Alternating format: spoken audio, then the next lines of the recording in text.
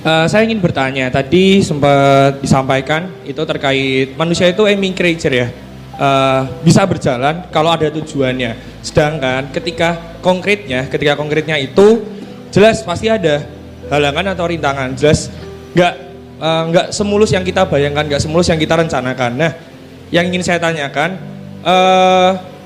gimana caranya sih kita selalu on track dalam dengan planning yang sudah kita rencanakan seperti itu. Terima kasih.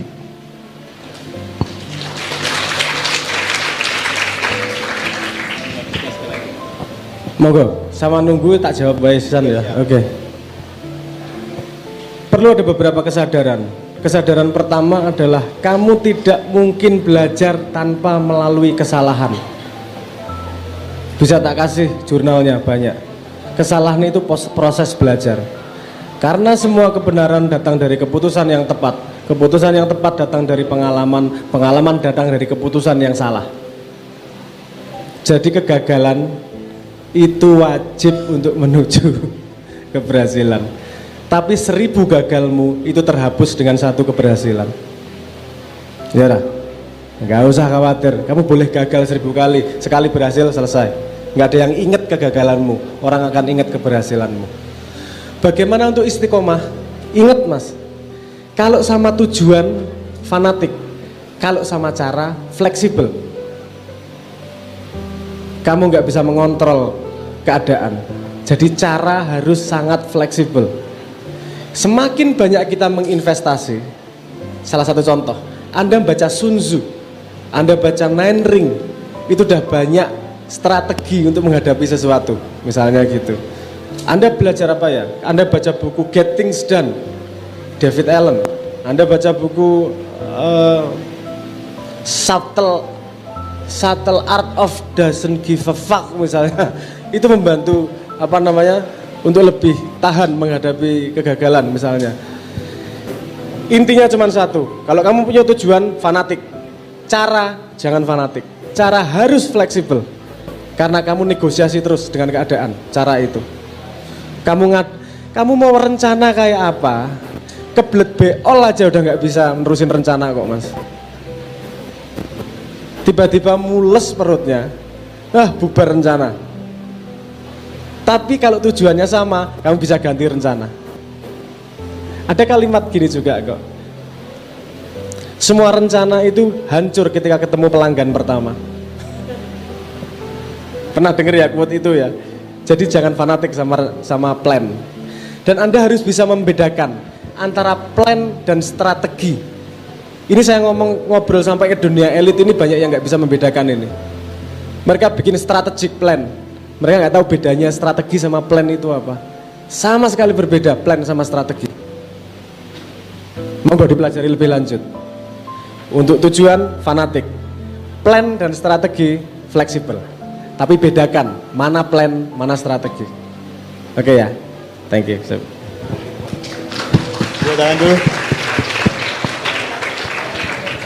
Dipersilahkan selanjutnya. Ayo, 1, 2, oh siap. Sebutkan nama dan angkatannya. Sambil nunggu saya tadi ada yang disampaikan Mas Abrang tadi bahwa hidup itu memang harus punya tujuan ya, hidup. Tadi disampaikan idealnya kalian tuh harus punya 5 tahun ke depan itu untuk apa. Saya mewakili generasi yang waktu itu menentukan tujuan untuk kuliah itu mungkin jauh lebih mudah daripada generasi sekarang. Dulu itu tujuannya ya mau jadi pegawai negeri di kementerian, itu tujuan quote and quote. Atau saya dulu sejak SMA pengen masuk dalam bidang riset, ya alhamdulillah masuk. Tapi menghadapi sekarang ini mungkin hal-hal yang mestinya dulu itu lebih mudah dibayangkan sekarang jadi sulit. Mungkin Mas Abrang bisa. Karena apa? Karena ketika Anda diseleksi sini, saya yakin tidak ada pertanyaan tujuanmu itu apa. Daftar ke Fakultas Kehutanan UGM, tidak ada kan? Tidak ada. Monggo. Ini adik-adik kita yang tadi. Siap. Mas, saya mau respon itu tadi juga, saya takut salah tangkap juga. Tujuan fanatik itu tapi kadang kejadiannya gini juga. Kejadiannya bahwa dengan kamu melakukan perjalanan menuju tujuanmu, matamu terbuka, kasanahmu terbuka, kemudian kamu tahu bahwa tujuannya itu kurang tepat. Kamu geser tengah jalan, juga nggak apa-apa. Paham maksud saya?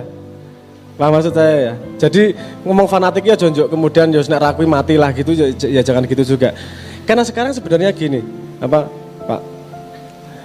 Dengan dunia internet ini, semua hal ini nek kreatif itu sudah di duit. Jadi ada orang, misalnya salah satu contoh siapa ya, aku lali jenenge. Dia itu patah hati. Ada yang pernah merasakan di sini patah hati? Pernah ya?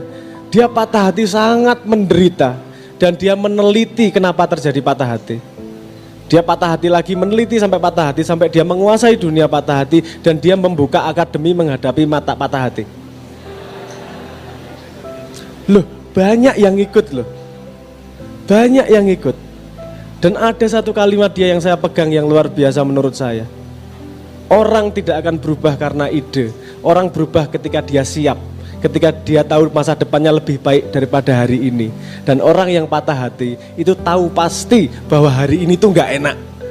Makanya keadaan paling cepat untuk pertumbuhan adalah ketika patah hati. Gak enak iki wes, aku mau lari kayak mau ngambil hobi kayak mau belajar kayak ketika patah hati, itu keadaan lebih baik daripada patah hati. Maka dia berubah. Misalnya salah satu contohnya itu. Ada juga yang gini, dia penelitinya gimana sih kok orang bisa berkarisma? Misalnya gitu. Dia bikin karisma university.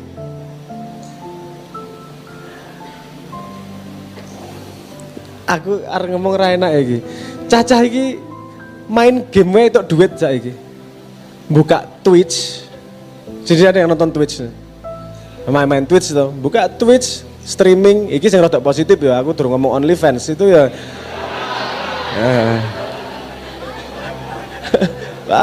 Itu betapa kalau urusan duit. Ini kita belum masuk dunia kripto. Belum masuk dunia blockchain. Aliran uang sama sekali sangat cair sekarang. Pertanyaannya sederhana kok.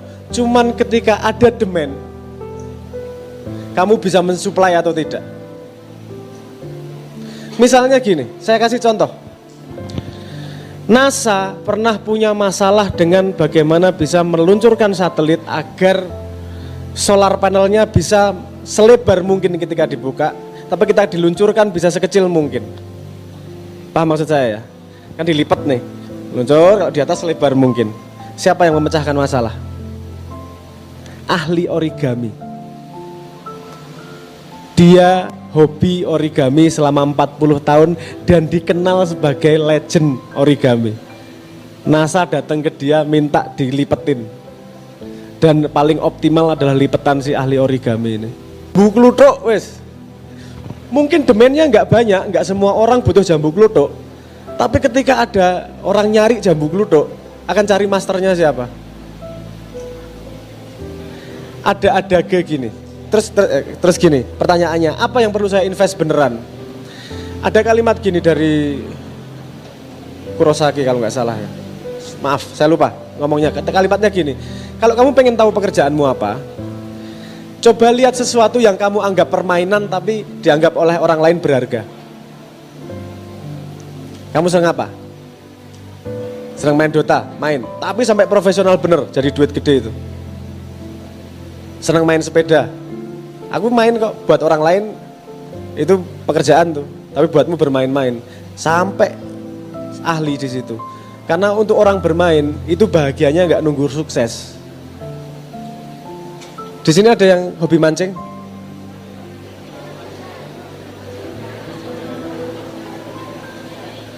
Berangkat jam 2 malam, pulang nggak dapat apa-apa, besok diulangi lagi. Itu goblok apa? Itu yang namanya passion. Apa artinya passion? Hah? Sesuatu yang disenangi. pentingnya nge-track kamu. Passion itu asal katanya passio. Passio itu artinya penderitaan. Passion itu artinya bukan sesuatu yang kamu senangi. Passion itu artinya sesuatu yang kamu bersedia menderita untuknya.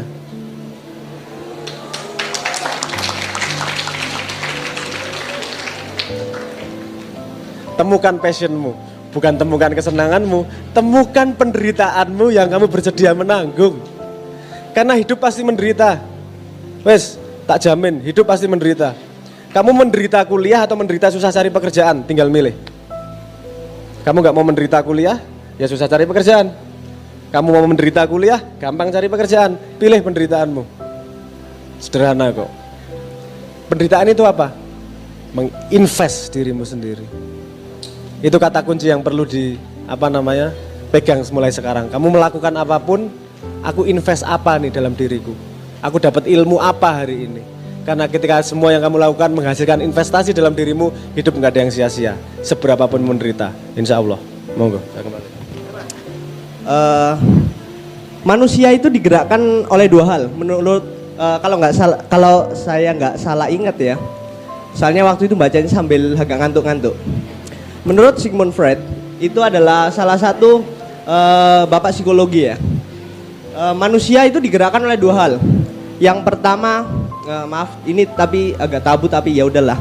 Pertama sexual desire, keinginan untuk berhubungan, gitulah. Yang kedua, keinginan untuk dianggap penting. Dianggap penting di sini saya jabarkan lagi. Soalnya keinginan dianggap penting ini masih umum banget. Keinginan dianggap penting di sini saya jabarkan lagi, bisa dia ahli dalam sesuatu, bisa dia dianggap memiliki power, bisa ya gitulah pokoknya ya. Nah, kita ambil opsi kedua, yaitu keinginan untuk jago, keinginan untuk memiliki kemampuan yang lebih di atas orang-orang lainnya. Kita ambil itu untuk menentukan tujuan kita ya. Untuk menentukan tujuan kita memiliki keinginan untuk menjadi jago. Setelah itu manusia memiliki secara ya paling umum ya, manusia punya dua cara untuk berpikir. Yang pertama top to down sama bottom up.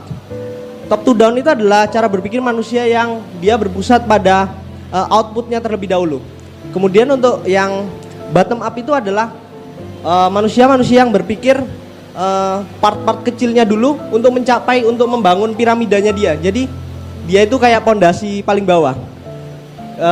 Saya akui saya memiliki pola pikir bottom up yang mana saya berpikir part-part kecil, namun kadang-kadang karena saya terlalu berpikir soal kesempurnaan ya, berpikir soal menyempurnakan hal-hal yang di bawah, saya jadi lupa tujuan awal saya. Nah, beberapa orang kurang mampu menjawab pertanyaan saya. Semoga Mas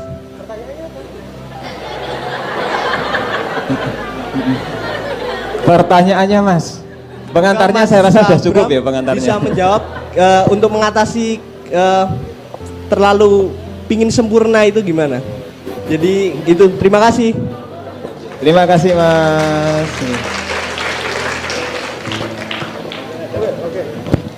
Oke, langsung. Sigmund Freud tentang seksualitas dan satu lagi tentang eksistensi, pengen diakui oleh orang lain. Itu tidak hanya pada manusia, itu sampai lobster aja iya. Itu sistem sarafnya sampai primitif ada itu. Dia di-track oleh yang namanya serotonin. Kalau mau ngomong hormonnya, hormon serotonin itu nge-track posisi kita dengan orang lain seperti apa. Nge-tracknya gimana itu tergantung pada hierarki society yang kamu berlaku di dalamnya. Kalau di Facebook nggak penting kamu expert, yang penting followernya atau berapa. Kalau di Instagram nggak penting expert, yang penting like-nya berapa. Tapi itu hanya berguna di dunia itu, kan gitu. Kalau gotong royong di desa, yang penting kamu sering ikut atau enggak gotong royong, kan gitu. Kalau di dunia akademis seharusnya yang sebutannya sebagai age index, tinggi rendah itu. Seberapa banyak jurnal yang kamu keluarkan dan berapa banyak citasinya, itu menjadi hierarki di situ. Itu naluri manusia, naluri semua makhluk yang bergerak, pasti seperti itu. Antidepresan yang dimakan manusia ditaruh ke lobster sama efeknya. Artinya itu sistem yang sangat primitif. Jadi nggak bisa kita apa-apain. Pertanyaannya adalah kamu mau naik hierarki apa?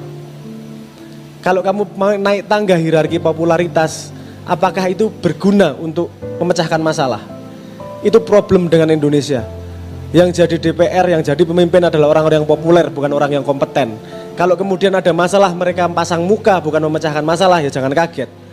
Karena ya hierarkinya adalah hierarki popularitas. Kita perlu membangun hierarki kompetensi untuk memecahkan masalah. Karena tidak ada dalam peradaban dunia yang peradabannya maju tanpa mengimplementasikan meritokritas. Meritokritas adalah hierarki berbasis kompetensi, berbasis kemampuan memecahkan masalah. Coba refleksi Indonesia kayak apa. Oke, tadi itu Anda kemudian ngomong tentang cara berpikir bottom up dan top bottom. Anda gali lebih jauh. Top bottom itu sebetulnya frameworknya disebut sebagai paradigm system thinking. Bottom up itu paradigmnya disebut sebagai reduksionis. Kalau Anda dari bottom up itu standarnya biasanya seperti itu karena science, natural science itu dibangun dengan reduksionis. Sejanya ketika masuk for betalan V yang kamu bilang itu tadi, sistem thinking top down itu baru mulai digali. Ada dua paradigma itu. Kalau kamu pengen menggali lebih jauh ya, kata kuncinya itu sistem thinking, paradigm top down, reduksionis itu dari bawah ke atas, itu yang dipakai oleh sains. Pertanyaannya, bagaimana menghadapi keinginan untuk sempurna? Sadari itu adalah bullshit. Karena sempurna tidak ada parameter objektif. Sempurna adalah parameter subjektif dan tidak ada di dunia ini yang bisa sempurna. Yang maksimal itu yang nggak ada, yang ada optimal. Anda cari dimanapun rumah makan enak, layanannya cepat dan murah, itu nggak ada. Adanya cuma dua, murah cepet tapi nggak enak. Enak murah, ya lama. Ya enggak? Selalu ada yang namanya optimal. Jadi kamu jangan nyari maksimal, karena maksimal tidak mungkin terjadi di dunia. Kenapa? Karena pada komponen yang membangun outputnya, kamu tidak punya kontrol 100%. Ada sesuatu yang di luarmu yang mempengaruhi. Karena kamu tidak punya kontrol, jadi kamu tidak mampu mencapai maksimal. Tapi kalau kamu cari optimal, nggak apa-apa. Ayo, optimalnya seperti apa nih dengan keadaan yang tersedia. Dan jangan membandingkan dengan orang lain. Nggak masuk akal kamu membandingkan hasilmu dengan orang lain. Modalnya berbeda. Modal IQ, modal orang tua, modal lingkungan, modal duit, modal kesempatan berbeda semua. Bandingkan dirimu dengan dirimu yang kemarin. Kalau kamu lebih baik dirimu yang kemarin, bullshit. Berarti memang kamu gagal. Nggak ada alasan. Oh dia duitnya lebih banyak, oh dia lebih nggak ada alasan. Modalmu sama persis. Kalau mau tumbuh secara optimal, bandingkan dirimu dengan dirimu yang kemarin. Kalau mau disiplin di situ, maksudnya kalau mau pengen cari bagaimana mencari optimal itu, coba kata kuncinya namanya Bayesian logic. Itu gimana kita mencari titik optimal dengan matematis. Ya saya kasih kata kunci kalau pengen cari lebih jauh lah. Apa Bayesian logic itu. Oke, gitu ya. Oke, matur nuwun, semoga menjawab. Oke. Lanjutkan langsung, singkat padat dan jelas. Jangan lupa nama. Perkenalkan, nama saya Sevanya Andreas Yahaan dari angkatan 22. Saya ingin bertanya untuk Mas Abrang. Mungkin sebagian dari kita ada yang mengalami krisis identitas atau kurang bisa mengenali diri sendiri dengan baik. Maka dari itu, saya ingin bertanya cara untuk mengenali diri kita lebih dalam serta mengulik potensi yang ada dalam diri kita serta menjadikan potensi tersebut menjadi nilai tambah bagi kehidupan kita. Seperti itu. Terima kasih. Oke. Ini pertanyaan yang banyak ditanyakan dari forum pesantren maupun sampai forum akademis ini. Bagaimana kita bisa menemukan diri dan seterusnya. Perlu Anda sadari paradoks utamanya. Untuk memahami diri, kamu butuh punya framework. Untuk punya framework, kamu harus belajar dengan diri. Paradoks enggak tuh? Telur atau ayam duluan nih? Paham maksud saya? Untuk kamu paham, karena kalau kamu dikasih tahu juga, misalnya anak kecil dikasih tahu ya, kamu tuh sebenarnya pinter nari, dia nggak paham nari itu apa, kan itu nggak paham juga dia. Anyway, kalau kamu dikasih tahu dirimu sendiri, kamu itu siapa, kamu belum akan bisa mencerna karena kamu belum punya cukup framework di kepalamu untuk memahami dirimu sendiri. Itu paradoks utamanya. Oke, tapi ada jalan keluar. Coba perhatikan interestmu. Kamu tertarik apa sih? Kamu sedang interest apa sih? Itu dirimu sedang memberitahukan dirimu untuk mengumpulkan framework yang dibutuhkan untuk mengenal dirimu. Ini psikologis ini. Paham maksud saya ya? Kalau Anda tertarik sesuatu, Anda tahu sumbernya nggak itu? Tiba-tiba tertarik, betul nggak? Anda bisa geser nggak ketertarikan itu? Aku tertarik mancing, nggak deh, berat, saya tertarik main kelereng aja, bisa nggak? Itu entah dari mana datangnya, itu dari subconscious, unconscious. Tapi itu memberi bocoran kepada Anda. Bahwa Anda butuh ilmu dari interest itu, agar punya framework untuk memahami dirimu yang sesungguhnya. Kalau frameworkmu sudah cukup, walaupun tidak lengkap ya, cukup, kamu bisa mulai pakai metode yang namanya metakognitif. Nek gelem kapan-kapan tak kayak pelatihan juga urusan metakognitif itu, bagaimana secara proseduran mencoba mengenal diri sendiri. Ada satu lagi bocoran. Kalau kamu pengen mengenal dirimu yang ideal seperti apa, kamu mengidolakan siapa? Coba lihat. Ketika kamu mengidolakan seseorang, itu bukan berarti kamu kagum pada orang itu. Ini ngomong analisis psikologi ya. Aku nggak pakai Freudian, aku pakai Jungian. Artinya gini. Kamu melihat aspek ideal dalam dirimu terefleksi pada orang itu. Satu aspek aja. Nggak semua aspeknya, satu aspek aja. Berarti kamu melihat dirimu pada orang itu. Entah ramahnya, entah gagahnya, entah apanya, whatever ya.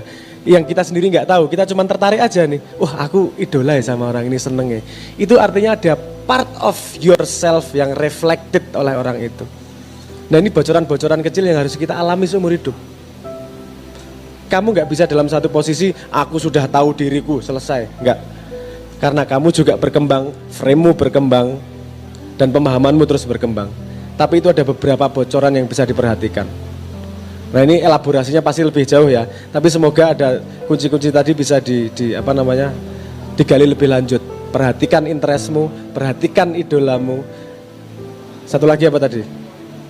Metakognitif.